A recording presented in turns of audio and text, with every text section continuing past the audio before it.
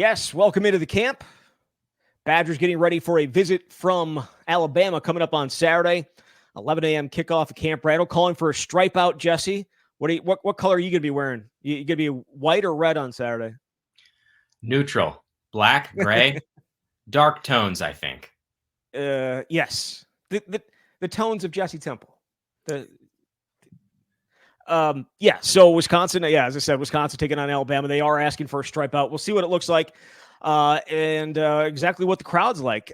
I don't know what to expect on Saturday with the crowd. I don't know what you think. I think people will be excited, but I also think the first two games have kind of maybe dampened people's excitement around Saturday. Would you agree with that or no? Perhaps. I actually don't agree with that. Okay. I agree that the product hasn't met what people wanted. And so the anticipation going into this game is that Wisconsin's not going to win. And what's interesting is for the things that I've read and heard from fans is like, what is a good showing? Can they keep it within 2 touchdowns? But I don't think that's going to dampen the enthusiasm and what the crowd will be like. Yeah, it'd be great if it was a night game in terms of what the atmosphere would mean. But this is a game that everyone circled for a long time, including fans. And so I think people will show up with the hope that they get to see something magical. Yeah, and I guess we'll certainly be able to see what it looks like coming up on Saturday. Before we get going here, again, the camp, I should say home field is the official apparel sponsor of the camp. And if you're looking for gear for Saturday, they've got some great looking t-shirts. It's going to be a little bit warm. If you're looking for gear later in the year, got the hoodies, they got the long sleeves, they got the coach's jackets. So check it all out. Homefield.com, best vintage gear in the game. And you can get 15% off your first purchase with the code Bucky24. All right, let's get into a little bit of a surprise yesterday. I'll be honest. Usually we get Luke Fickle on Mondays, and that's it. And then players on Tuesdays. After Luke Fickle spoke yesterday, Phil Longo spoke. The offensive coordinator spoke for actually longer than Luke Fickle did. And I thought, certainly some interesting things because a lot of questions that we've gotten through the first 2 weeks have been about the offense. And, I'm just here to please you, Jesse. So I'll let you maybe dive into exactly what your biggest takeaways were from Phil Longo. But, he good and bad, I think, is kind of where his mind is at. There's been some good improvement from week 1 to week 2, especially he thought with Tyler Van Dyke, but still room to grow, obviously. There's a lot of things we can talk about from this session, and I'm sure we'll get into all of it. I think what was interesting to me is late in his press conference with us, he was asked a question about being a pragmatic guy, and it was a question about the expectations that fans have and whether the team has met that and whether he felt they were close to meeting that. And he gave his answer, and then another question was asked, and this was 3 minutes after the initial question.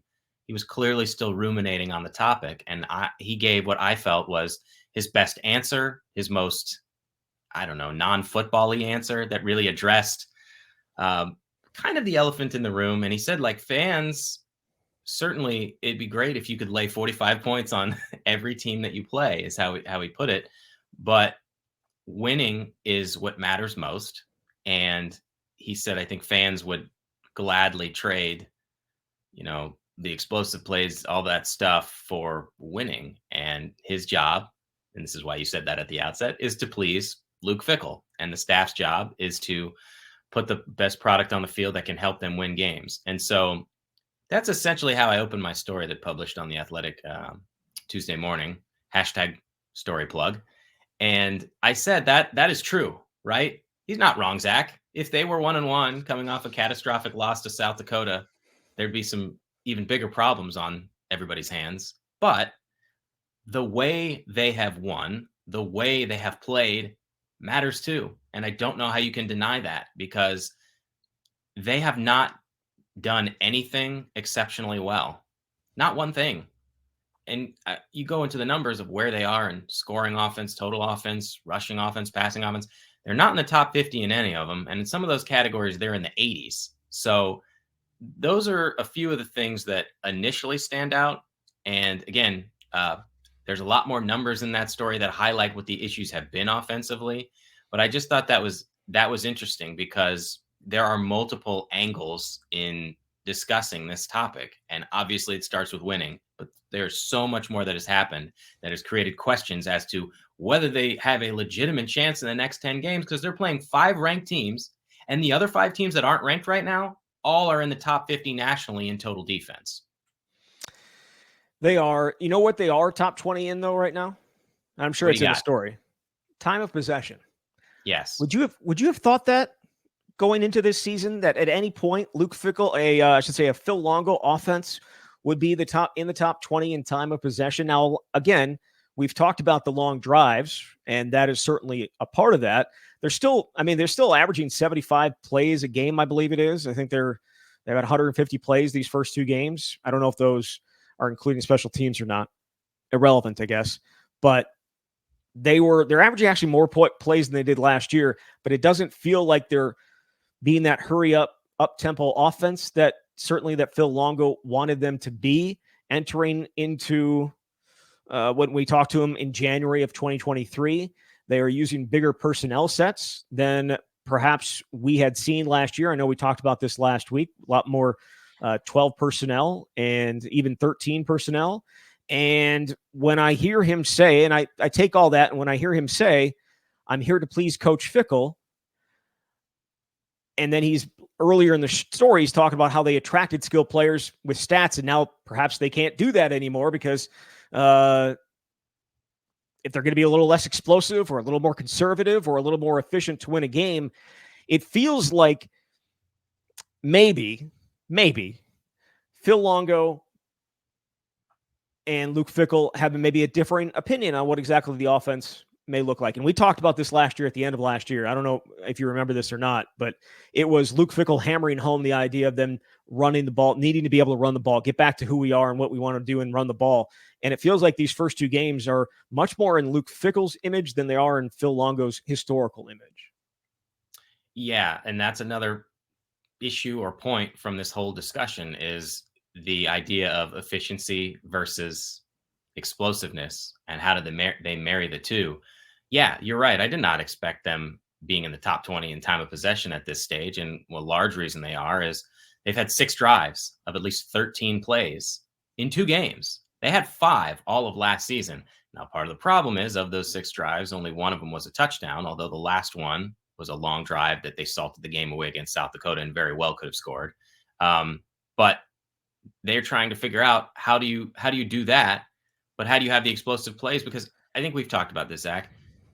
Can you really win games against these kinds of teams with drives like that in this offense? I don't know. You're going to need the explosive plays, but you're right about the first 2 games being, I think, what is more in Fickle style.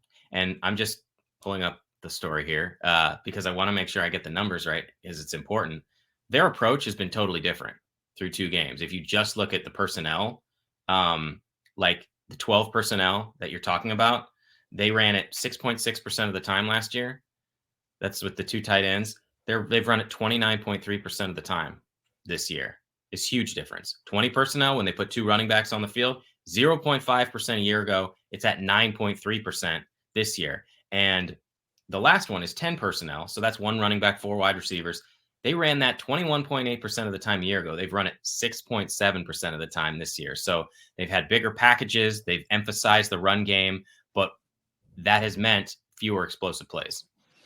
It's funny that we're talking about Fickle, though. He also was asked about the explosive plays again yesterday, and he said maybe even if they are a little bit less, what was the word? Efficient. Like they may not be efficient, but you at least have to take them.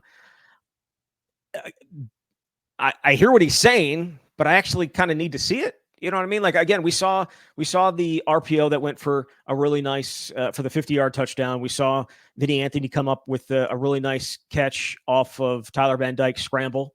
And then certainly Bryson Green had the 22-yard catch. So, and then Will Pauling had a 21-yard catch, which was more him running after the catch. But the thing is, they just have not taken a ton of shots downfield. And maybe we look at this differently if they had completed the flea flicker, because it was there to be had, and probably should have been a catch, or should have been a better throw. And it might have been, and probably would have been a touchdown. But those numbers, you can't, I don't know how you argue away those numbers that you just gave. Like, I don't know how you do it. There is significant difference in how this offense is approaching things. Now, again, it may come on Saturday and they may come out and throw the ball over the place and be four wides and all that good stuff. But we thought tight end was a concern, not a concern, but like a big question. We thought the wide receiver room was a little bit deeper, and those guys are playing, but they're not playing a ton together. And that is a significant change, as you noted, from last year. Yes, and let me give you some more numbers here just on the explosive plays. I do think that's one of the calling cards of a Phil Longo offense, especially like, why did he have success at North Carolina? Yeah, he had some really talented players, but you need to be able to hit some of those home runs. They rank 133rd out of 134 teams in what is called explosive play rate, and that's defined as runs of at least 12 yards and passes of at least 16 yards. They had 3 in the opener. They had 6 in the South Dakota game. So, and Phil said, they obviously took steps forward. That's 9 out of 150 plays. And just for some context, the only team that's worse is Air Force, which runs the triple option, and Iowa a year ago, which had the worst offense in human history and obviously got rid of Brian Ferentz, had an explosive play rate of 7.1%, higher than what Wisconsin's was. So I don't know exactly how they figure that out, because you do have to take some shots, but you also have to have the playmakers to pull it off. They're just not even trying it, is the other thing. Tyler Van Dyke's 2 for 8 on throws of 15+ yards. That's it. I mean, he had 3 the first week and 5 the second week. So it's not like they're also giving him a ton of opportunities either, right? Like, he didn't complete any of the ones in the first week, right? Correct. And so he was 2 for 5 this past week. Yeah, the 32-yarder to Vinny Anthony, and then the 50-yarder to CJ Williams, which at least went 15 wasn't a plus. It wasn't. It went 15 plus in the air. It didn't go 50. I'm shocked that even went 15. It's tied for 110th in the country. So I don't know. There's a lot they got to fix. There is. Again, I'm just saying that they're doing it. They're going about it a different way, and I don't know exactly if that's the way that they. It just feels like there's more of a Fickle influence on that. Like, that has not been Phil Longo's MO throughout his stops, and for them to go about it the way they are is just it's just interesting. It's Fickle's, just it's intriguing. Yes, and Fickle's response to that was that they wanted to put themselves in a position to be able to do this later in the Big Ten season when they're going to have matchups like this. So you're right. It's very interesting, because I don't think this is what Longo would have drawn up. Matchups like what? I don't know. Minnesota, Nebraska. I mean, Iowa, certainly Iowa. Those aren't the teams those are not the only teams you play. Are those the games are those the only ones that matter? Maybe this is the way that they think this is the best. Maybe they think this is the best way for them to win games. That's what Luke Fickle is, because they're not certainly doing it because they don't think it's going to help them. So this is obviously it, but it's just not the way that Phil Longo has ever won games. Even when they were had 2 1,000-yard rushers down at North Carolina, they still were like 50th in time of possession. They were going and going and going and going, and they haven't done that. And maybe it's, again, limit possessions and slow the game down. And, when you do that, maybe the talent gap shrinks a little bit. But why hire him then? Why not let him? I mean, again, it's 2 games. I probably should not make too overarching of opinions based on, or like concrete opinions based on 2 games, because a lot can change, and you can always sit there and I've seen a number of fans saying that they haven't put anything out there for anybody, and all of a sudden it's going to look a little different on Saturday. And I just don't buy that. It may look different on Saturday. They may have more success, but I don't think that they're holding stuff back. They were in dogfights in the fourth quarter in their first 2 games. They don't get the opportunity to hold things back. They are going, like they did the flea flicker twice. That's I mean, if you're holding stuff back, that would have been something to hold back. They didn't. So I'm intrigued to see what this looks like the rest of the year. But if it stays on this trajectory where these numbers are, I don't think we can call it the air raid anymore. I know that's a little over the top, but what do you think? What do you think? Do you think Phil Longo is being restricted at all on what his offense is and potentially could be? There, it has to be so. I would think. I mean, we're not obviously in the meetings, and so we have to read between the lines based on the interviews that we do in these group settings. But I don't think he came here to win, but I think he came here to do it in the way that was successful before. And so it does certainly feel like it's conversations with the head coach and trying to figure out like what is the best approach. But 10 more games will give us a better indication. It will. Again, we're going to talk a ton about Alabama on Thursday. I feel like today can kind of be about Wisconsin and a few of the odds and ends that may have popped up as part of the press conference yesterday, including Jake Chaney. He's not going to play in the first half because he got ejected for the targeting. How are they handling him not being available in the first half? Well, it sounds like Tackett Curtis is about to get a massive role. He was everything they could have wanted after Chaney got ejected for targeting there. He had 5 tackles in the game. And really, I think that was the first moment to me where it was like, oh, this is the player that Wisconsin coveted out of high school. And they were so upset that he ended up going to USC. So that would seem to be the path forward for a half at least. You obviously still have Jaheim Thomas, Christian Allegro, and perhaps Tyler Janze, who has been on the cusp. I thought had a very solid camp, but you can't play everybody. So that would be what I expect the plan is. And then when Chaney's available in the third quarter, I don't know if it's going to just be plug him in and he's getting all the reps as the starting guy, which I think Luke sort of alluded to. You've got to be able to prepare these other guys. And if you're going to start out with a certain way, you might want to keep using those guys a little more in the second half, but we'll see how they rotate in the second half. 3-sack Jake. Doesn't have the same ring to it, but unless you could change his name to Jack just for a day. You could. We could do that. I think that they'll probably use Tackett on first and second down, and Christian Allegro will get some run on third down, and maybe Tackett will get some run on third down, and Jaheim will come off. But I think Christian Allegro, what we've seen from him in some of the flashes and some of the bursts that he has, needs to be on the field more than maybe he has been to this point. And I think third down is where he got his start last year, and I think we'll probably see more of that on Saturday, especially in the first half without Jake Chaney. Elijah Hills, we kind of talked about him on Sunday, about being maybe the most pleasant surprise of the season so far. He's earned some more playing time, according to Luke Fickle, and one of those guys that's taken advantage of James Thompson Jr.'s injury. Yeah, you never know when you go to the transfer portal how this is all going to shake out. Luke said that as well. Even what you think you know about someone, and he referenced Tyler Van Dyke. He's playing at this big school. You've seen all this tape. You don't exactly know what's going to look like. I think Elijah Hills has been one of the most pleasant surprises among the transfer portal guys. And I mentioned this on the last show, but in spring, at a certain point, he was running with the 3s. And then TJ Bowlers transferred out and he was running with the 2s. And obviously with James Thompson Jr. now hurt, he's getting more opportunity, and he's got 2 sacks through 2 games. That's a huge deal because they went all of last season, and James Thompson Jr. was the only defensive lineman who had more than 1 sack. So it's notable. And when you do that, you're going to get more opportunities. Phil Longo also let it slip that I don't even know if he let it slip. I don't think he cares.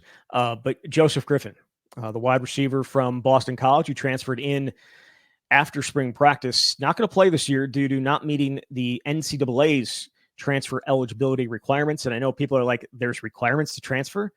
Everybody in the world has gotten has transferred. Some guys are multiple schools, 3 schools, and playing this year. According to the NCAA, you can generally seek immediate eligibility at the new school, provided you leave your previous school academically eligible, were in good standing, not under a disciplinary suspension, and you're meeting applicable academic progress towards your degree. So those are apparently the 3 reasons you would not be eligible at your new school. Joseph Griffin will not be eligible to play this year. We've seen him on the sideline, and we would expect him to be available next year. And I guess we'll see how that plays out. But there's a little bit of a surprise that was the case for him, because he practiced all spring, or I practiced all fall. But maybe that should have been a heads up that he would not be playing when Trećka Kahuna took his number. I'd be interested to know when they learned of that information. We didn't really see that he was in the mix at all in the fall. And I don't know if it's because they knew this already or he just wasn't making the progress necessary.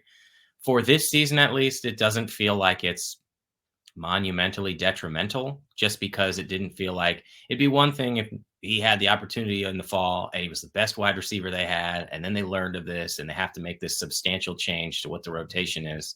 Based on what we saw, he was not part of that, which was surprising to me because of the numbers he put up at Boston College. So that's where things stand. Yes. And I know he was asked about it. Luke Fickle was asked about it. The 11 o'clock game isn't great for fans. Also not ideal for a big weekend recruiting wise either. No, because they have their initial list of guys they want to bring. This is a massive game. This game has been talked about since it was scheduled 5 years ago. But all those guys have a Friday night high school game. So how the hell are you going to make it to Madison for an 11 a.m. game if you're coming from anywhere beyond the state or Minnesota or somewhere close to the border? It's a challenge. And the problem is when you get to midweek, you're going to find out who your cancellations are. The good news is it's not the only home game. It's not the only big game. But from a recruiting perspective, I guess it's better than playing a Friday night season opener when nobody can be there. But it's not ideal from a logistics standpoint. Yeah. And I know that, again, you're right. They have some bigger home games coming, or not bigger home games, but big home games in addition to Alabama coming up later with those likely night games against Penn State and Oregon. And those should be obviously huge weekends for the recruiting front as well. The other aspect of this is some guys coming back. I understand there's going to be a very big collection of alumni coming to the game, as you would imagine. It's Alabama. How often do you get Alabama to come to Madison? So I'm sure we'll be seeing a ton of faces here in the next couple of days as they come back and see if Wisconsin could pull that upset. All right, let's get to overreaction or no. And I'll start with this one. It's malpractice to not give Trećka Kahuna more than one target in a game. Is that overreaction or no? Malpractice is a strong word, but no, I don't think it's an overreaction. He's electric and you want to get him the ball. I know they had other guys that made some plays, but you would think a guy like that would be in the plan a little bit more. I think he played maybe 18 snaps in game 2 after playing 17 in game 1. So that's part of the challenge here, is figuring out where does he fit in, especially if Will Pauling's going to be on the field. But if he's on the field, we're talking about explosive plays. Is there anybody more explosive than him? Just based on what we've seen in practice, I know fans have gotten a much smaller opportunity to see him. So I think, he deserves more than one opportunity. Well, and then, he got one target and was a little bit of a screen to the outside there. It was funny because Longo said, his snaps increased from game 1 to game 2. And I guess if you want the letter of the law, that's accurate. But by your numbers, it says one more play than he got against Western Michigan, even though they ran the exact same number of plays in these first. I shouldn't say that. Total plays was 150, averaging 75. I don't know exact. Do you know the exact numbers on the plays for these first 2 weeks? I'd have to look them up. So I don't have them at the top. Either way, he needs to be targeted. You need to get the ball in his hands in however you can to let him go out and try and make some plays. And I get giving it to him on kickoff, but that's fine. But get the ball in his hands on offense. Him and Will Pauling need the ball more, and potentially you might see some explosive plays. All right, overreaction or no? After watching 2 weeks of games, Wisconsin is closer to the bottom of the Big Ten than the top. Overreaction. Hey, there's 18 teams now. So what are we talking about? You got to be 10th or worse? I mean, 9th or worse. Well, yeah, 10th or worse, I guess. I think it's an overreaction at this point. I don't think anybody is overly thrilled with, especially offensively, what the product has been.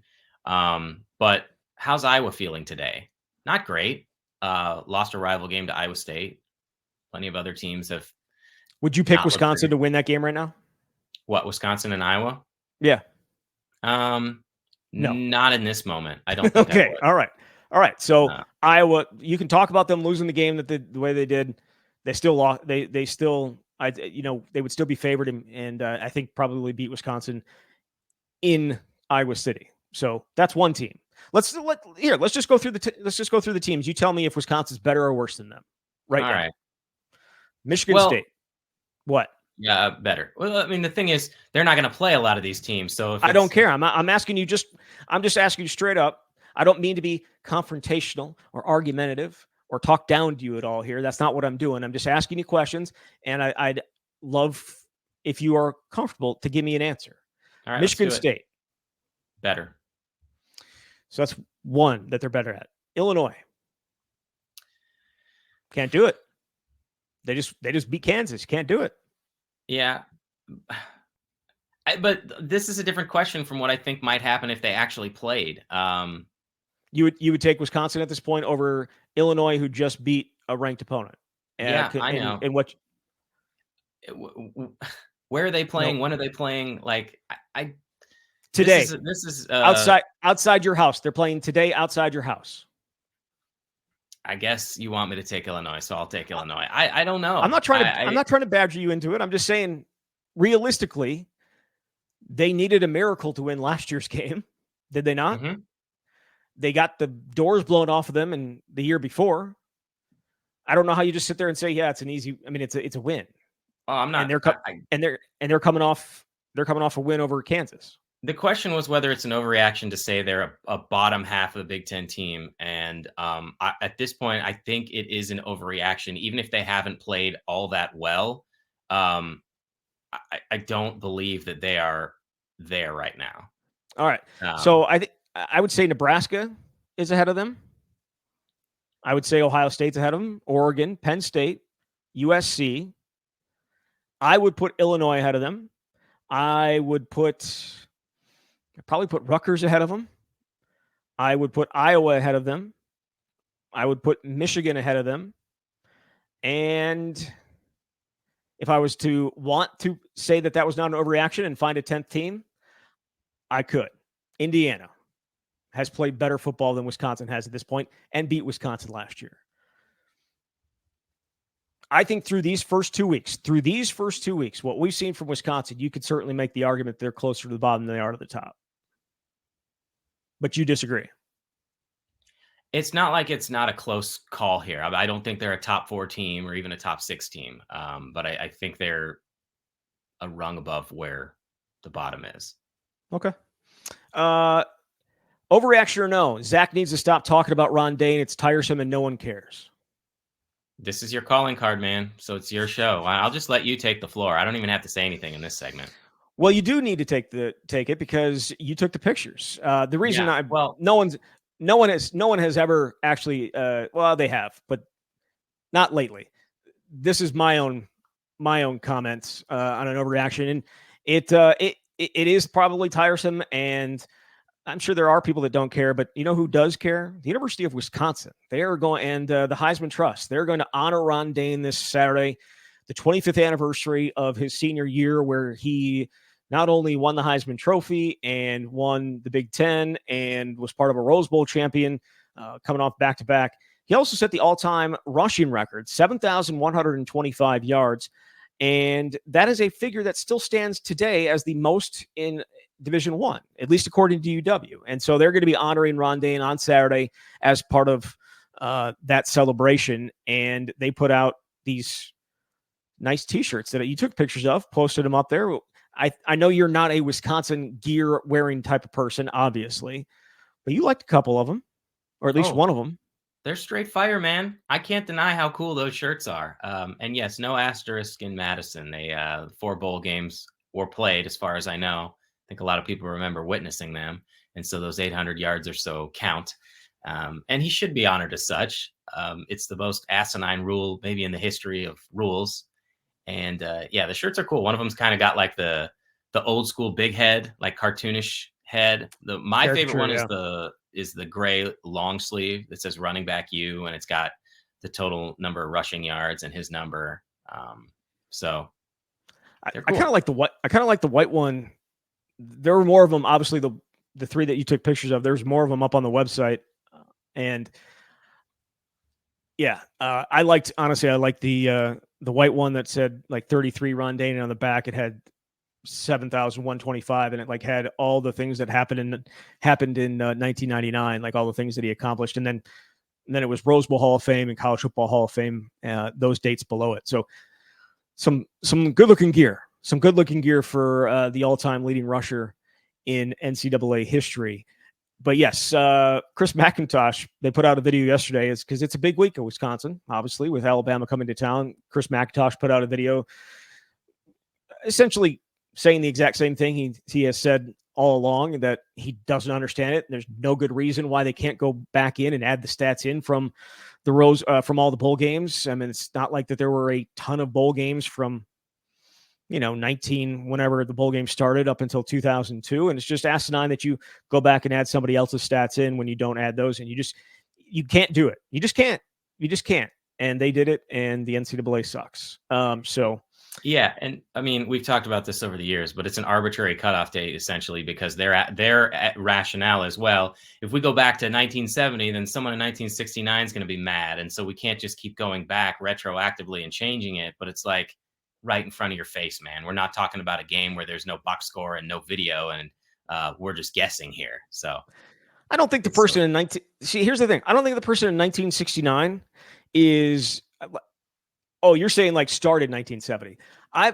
They've also said that because of not wanting to go back and change like the single season rushing leader for that particular year, it's not fair to them to go back and add stuff in, because then maybe they wouldn't be the single season rushing leader anymore. Hey guys, you went back and have added in. You've allowed other people to take bowl stats, and you've taken away the all-time rushing record from a guy. Like, that's worse than a single season. It's stupid. It's ridiculous. It shouldn't happen. And at some point, the NCAA will get around to it after they get stripped of all its power. Otherwise, they'll find some money and go back and add these stats in, and maybe have some goodwill for the people. When's the last time the NCAA had a PR, like a good PR moment? Like, it just doesn't exist. I cannot remember the last one. It just does not exist. And this would be the ultimate one.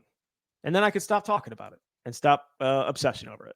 And everyone that's listening would not have to listen to it anymore. So, but yes. I enjoy listening to you get on the soapbox. You're welcome. You're welcome. It is Alabama week. Jesse, I know you wrote an article for, was that Monday? We kind of talked about it a little bit on Sunday, just looking ahead and what this game means. You've called it potentially the biggest non-conference home game in Camp Randall history. I don't think that's hyperbole either when you consider what the alternatives are, and that's essentially what the story was about. You posted the great picture of the video in your tweet from the last time Wisconsin played a top 10 non-conference opponent. It's absurd. It was actually 35 years ago Monday. Infamous day in Wisconsin football history when number 3 Miami came, and yes, Wisconsin scored first, and then Miami scored 51 straight points. I thought it was hilarious. Like, that game is available on YouTube. So if you have a couple hours to kill and want to be either entertained or in agony, it's worth checking out. Right before, at the start of the game, they go down. Keith Jackson's calling the game. They go down to Mike Adamle on the sideline. And he's like, well, you might be wondering what a coach whose team is a solid 30-point underdog would tell his team. I was in the locker room with Don Morton, who's a great orator. That's the Wisconsin coach. And he said, play with pride, play with integrity. This is the day we begin to bring respect back to Wisconsin football. That did not happen. So, what's hilarious is the year before they went down to Miami and actually was a good, put up a fight. They were Miami was ranked number 1 in the country, I believe, down there, and it was 23-3. So they actually put up a fight that year. Yeah, the 1989 team was quite good for Miami. There's some talent on that Miami team, and the bad boys of football. Yes. But the fact that it's been 35 years since they've played a top 10 non-conference team at home tells you that these opportunities rarely come along. And since the AP Top 25 poll came out in 1936, there have only been 10 of these kinds of games, top 10 non-conference opponents. Wisconsin's 1-9 in them. The only game that you could say, like, I would put at the top is the win just 50 years ago against Nebraska in 1974. A big-time win for the team. That team went 7-4, finished fourth in the Big Ten, didn't go to a bowl game. I know there weren't as many bowl games. So, like, it wasn't like it changed their trajectory of things and they competed for a national championship. We obviously don't think Wisconsin is going to win against Alabama, but the opportunity and possibility is out there. And so I think this just has the potential to be massive. They're 3-19-1 against ranked non-conference teams at home ever. Not only do they rarely play, they never win these games. What are the other wins? They played Rice, which was ranked 11th in the, I want to say 60s. And they played Penn State when Penn State was an independent in the 70s. So even since the Miami game, they've only played 2 ranked non-conference teams. Colorado. Fresno State. Yep. Yeah, Fresno State and Colorado. They lost both those games. And the Fresno State game was 23 years ago. So it doesn't feel that long ago, to be honest with you. But I think all of that just highlights, I think, how special this opportunity is. That was a brutal year, 2001. I believe that was the last year they did not go to a bowl game. Lost to Fresno State. Indiana had like a 35-0 lead after the first quarter that year. It was, that was a horrible, horrible year for Wisconsin football. Still beat Minnesota. I think Anthony Davis had a whole bunch of touchdowns that year. But 2001 not great, and Colorado in 1995. The rest of that season not great at all. I believe they finished 4-5-2. I think that was, and played the last ever tie in college football against Illinois at the end of that year, with Darrell Bevell getting carted off in his final home game, or his final game, I should say, in a Badger uniform. So not great memories, I would say, for Wisconsin in non-conference, ranked non-conference games. But as you said, they've barely played any of them either, right? Like, since that Miami game, those are the only 2 they've played. I mean, it's in part because I think, unfortunately, they have been neutral site games. Like, they played LSU twice. They played Alabama in 2015 in Paul Chryst' first game. And those are obviously real cool matchups. They're a lot more cool when you get to play them in your home stadium. And so I think seeing these home and home opportunities where Wisconsin's going to go to Tuscaloosa next year are more fun. And I wonder if we're going to see more of these in the future. Because I think the argument against, in part, would be like, we don't want to go there and lose. Like, you can lose a game like this now and everything's going to be okay. And just the opportunity that's out there is hard to ignore. Huge opportunities. Yeah. I mean, and even the Notre Dame game, right? Like, if that had been a home and home, how great that would have been. And Soldier Field and Lambeau Field is fine, but it would have been pretty sweet to have Notre Dame come into Madison and then Wisconsin go to South Bend. Hopefully in the future, we're going to get to see more of those games. It's truly unfortunate. I don't know if you see the weather for Saturday. I think it's supposed to be in the mid-80s, and Alabama comes above the Mason-Dixon line for the first time since 2011, I believe, when they played Penn State, and it's going to be southern weather. It's just it's a tragedy. It's a tragedy that they couldn't have gotten the weather from this past weekend and maybe about 10 degrees cooler. And we would have maybe seen the heaters on the sideline, a la Miami and Wisconsin in 2009 at the Champ Sports Bowl down in Orlando when it was like 50 degrees and they had the heaters going on Miami sideline. So either way, we're going to talk more about Wisconsin and Alabama coming up on Thursday as we look ahead to the game on Saturday morning. Jesse, thank you very much. Thanks, Zach. All right, there he is, Jesse Temple from The Athletic. You've been listening to The Camp.